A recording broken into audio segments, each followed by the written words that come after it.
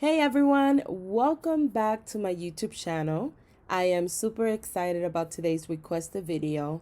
I'm going to be talking about how you could double your inventory with one simple hack. So if you want to learn how to double or even triple your inventory, make sure that you watch all the way till the end. Now, if this is your first time visiting my YouTube channel, you want to learn how to grow an impactful Etsy business, don't forget to subscribe today. Don't forget to show me some love by liking this video and leaving a comment below. So let's go ahead and dive in.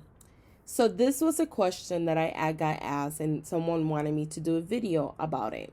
So the question was, if I only sell specific items on my store, I could only add 10 items or 11 products to sell. How can I increase traffic and stay fresh on Etsy's eye if I can't add more products to my store?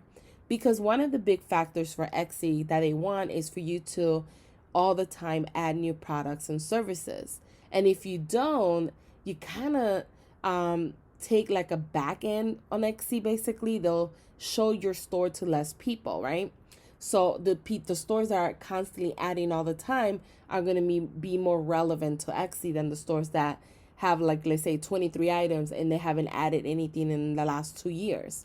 So it's a really, really great question. And the way, or the quickest way that you could double your inventory if you don't have additional items to add is just simply taking one listing in your store and duplicating that listing and changing your tags. That's all you have to do. And this is allowed by Etsy. The only thing that is not allowed by Etsy is duplicating a listing to use at a different store. But if you're duplicating within the same store, this is allowed. Now, you want to make sure that when you duplicate a listing, whether you do it 1 time or 5 times, every single listing has its own tags. You don't want to repeat the same tags because the algorithm is smart enough to recognize that you have 5 listings with the same tags, and it's going to prioritize one listing and the other 4 is going to bury it in the search results because it wants to give everyone a fair shot.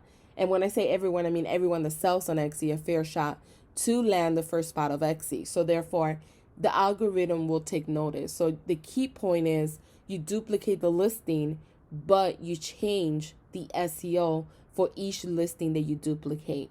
But this is the quickest way that you could double or even triple your inventory, especially if you can't add additional listings to your store.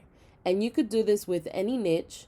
I think the main focus is to make sure also that when you are using new keywords, that you take the time to use any, you could do eRank or you could do Marmalade, but you take the time to do keyword research. You want to sit down, write down, brainstorm some ideas. What would my customer or my ideal customer use as a keyword or phrase to search for this particular item that I want to sell? And then once you come up with some ideas using the keyword tool, whether it's on Marmalade or eRank, to do some additional research and trying to find keywords or phrases that describes what you sell, that has a high search volume or monthly search volume with low competition, and using those keywords to potentially land organically, get more traffic back to your store. And the most important thing is that to Etsy's eye, you're always adding new products, so your store doesn't get left behind. So that's the key point of everything. It's not only just to increase your traffic, but to get more sales as well. So just keep that in mind. But this is the quickest way, and you could do this with all your listings. You could pick, maybe you could do the top listings, if you have some listings that are your best seller or the ones that sell the most, duplicating those first, right? And then working to the ones that are your least, the one that sell the least, and etc. But just working with the top ones, or the ones that get more views, or the ones that get more favorites, etc.